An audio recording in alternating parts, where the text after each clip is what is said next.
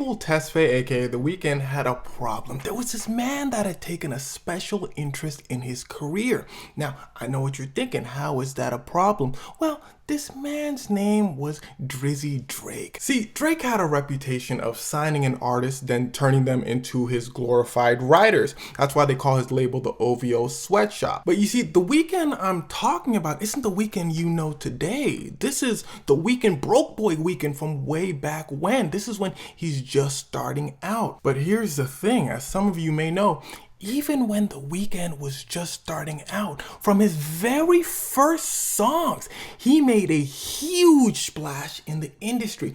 Everyone wanted to sign him. And the craziest part was no one knew what he looked like. For the first year of the Weeknd's career, he was just releasing music and not showing his face. The Weeknd was the hottest commodity of an artist. So someone goes over to Drake and says, yo, Drake, you gotta sign this kid. He's gonna be the next thing out. Drake goes, he aight. The Weeknd starts really getting some buzz around the city. For those of you that don't know, he's from the same city as Drake, Toronto.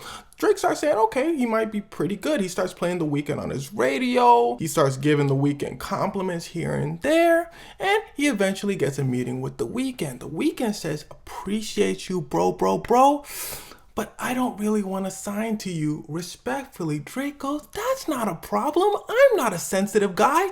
No big deal. The Weeknd goes, let me explain a little further. I really appreciate you, but again, I just don't want to sign to another artist. And The Weeknd had a very valid point. Usually how record labels work is there's super big record labels that you normally hear of that sign an artist directly.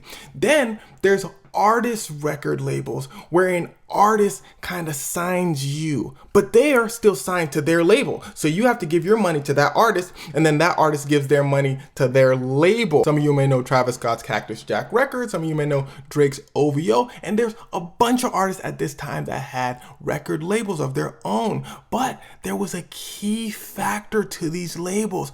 All the artists under them would never be as big as the artist who owned the label. On top of that, you giving your money to an artist and then a record label. And on top of that, they don't even have time for you because they have their whole own career to worry about. Drake goes, all good, broski, love. Hey, you know what I just thought of that'd be fun? The Weeknd goes, what?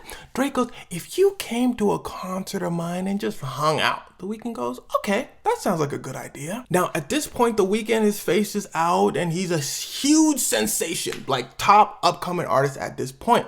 They go on Drake's stage. Drake goes, shout out to my boy The Weeknd. He taking over right now. Fun fact, he might be signing to me very soon. But shout out to The Weeknd. The Weeknd go, what did he say? No, Drake goes, no. Hey, shout out to my dog The Weeknd, bro. Drake says this like 2 or 3 more times just out and about in the city. The Weeknd calls him over and said, Drake, I thought I said I wasn't going to sign to you. Drake goes, oh, you did say that, bro. I must have forgot. My fault. The Weeknd goes, okay, cool. Bet. That's a little weird, but I can let it rock. The Weeknd goes to a studio session. Drake pops up in the studio session. The Weeknd goes, oh, welcome. Drake goes, that's cool. And, hey, what song is that playing right now? The Weeknd goes, oh, this is my song. It's called The Right. Drake goes, oh, let me get the song. Straight up, just like that. Give me the song. The Weeknd goes, well, I am a new artist and I don't want to get on your bad side, so sure. Drake goes, okay, next song. They play the next song. A song comes out called Crew Love. Some of you may know this as a Drake song featuring The Weeknd. Drake listening to it and telling The Weeknd how much he loves the song and how near and dear. Instantly, he felt a heart connection. He says, Weeknd, you know I'm coming out with my album. You coming out with your album. Let me get this song too. The Weeknd go, oh snap. Drake go, don't worry about it. It's gonna be a feature for you. You gonna be on my album, bro. Don't you wanna be on a Drake album? The Weeknd go, I do wanna be on a Drake album. Drake go, cool. Next song. And this continues throughout the rest of the night. And before you know it, almost every song on Drake's Take Care album has The Weeknd's hand in it. Now, this was obviously not doing Drake any favors when it comes to signing The Weeknd. He saw firsthand what Drake does to his artists. So The Weeknd signs with Republic Records. Drake gets very upset and posts online, you owe me a favor. So The Weeknd goes, a favor? And this seemed to be The Weeknd's last straw. He goes into an interview and says everything I just said. How you think I know that Drake went over to his studio? He tells the world that, hey, Drake be taking people's songs. And this didn't help Drake very much because Drake was getting in trouble for ghostwriting allegations. A lot of other people were coming out saying, yo, Drake is taking my song. Drake is taking my song. Drake is in the rap world. Ghostwriting and the rap world don't really mix like that. But all of a sudden, they're BFFs again. Bygones, bygones, cool. Psych, stupid. Here's where it starts to get wicked. If there's one thing you're gonna learn when you hear the name Drake in the media, is Drake is very insecure and petty. This is no flame. Check this out. So the beef sparks up between him and The Weeknd again for the same reason that the beef between him and Kendrick started. Well, because The Weeknd and Kendrick were rising up very quickly, and he felt that they owed him their careers. He took Kendrick on his first tour ever. Kendrick started getting accolades all over the place from the rap world. This started it up between them. The Weeknd starts getting accolades from the pop world. It was like both of his worlds were collapsing at the same time. But see, the problem is he didn't realize he was competing with a monster. This is The Weeknd about to explode. The Weeknd comes out with a song you probably know called The Hills. It starts to compete with a song from Drake called Hotline Bling. Drake really wants the #1 on the Billboard. He's never had a #1 before. But The Hills just keeps getting in the way. So Drake starts saying stuff like, wow, I made you. And then you're going to come in thinking that you own the place. The Weeknd like, who made who? Like, I ain't saying no names, but I'm saying I made you. That's all I'm saying. The Weeknd said, Drake, you really don't understand, do you? Drake go, understand what? The Weeknd go, I just finished an album. It's called Starboy. Drake goes, so I release albums all the time. The Weeknd go, you don't understand what this album's gonna do. Drake go, you just a regular artist. You not that.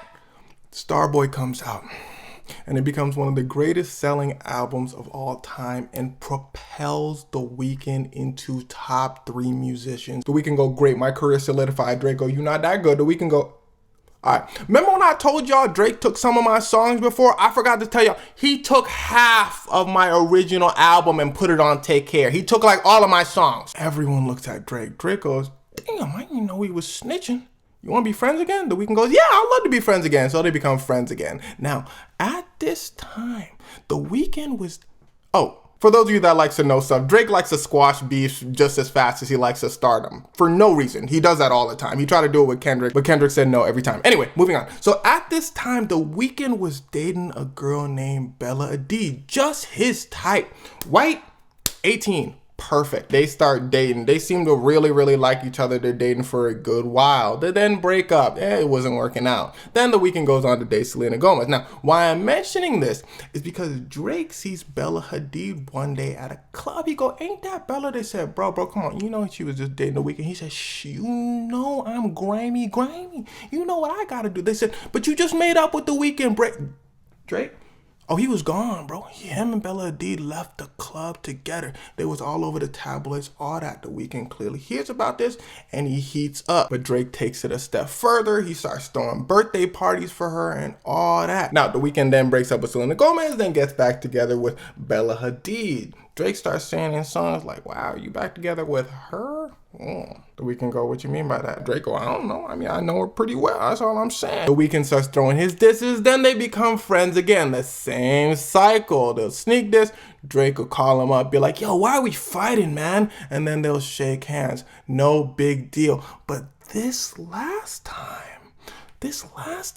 The Weeknd started it. You see, when he heard that everyone was linking together like the Avengers to make one massive diss track on Drake, The Weeknd said, ooh, let me at him. See, at this point, The Weeknd and Drake are kind of friends, right? But like this guy said, when you start messing around with people's significant others, that's when people will hate you for the rest of your life. So Drake is shocked, appalled, saying, why would The Weeknd come for me? We're friends. But it starts to get a little serious. People start going to The Weeknd's manager house, and people start going to Drake's house, and people start getting Now, they suspect this is all due to the Drake and Weeknd feud, and it would make complete sense. You see, these men have hated each other for the better part of a decade, for almost the same reasons as Kendrick and Drake hate each other. But see, what the Weeknd and Kendrick both have in common is that they're big enough to not back down, and they have those personalities to not back down to Drake. So that's where Drake started getting his little friction. Oh.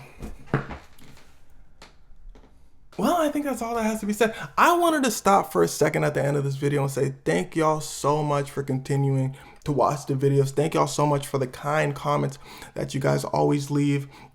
And thank you for taking the time to rock out and click that subscribe button. I appreciate y'all. I'm always trying my best for y'all. We moving.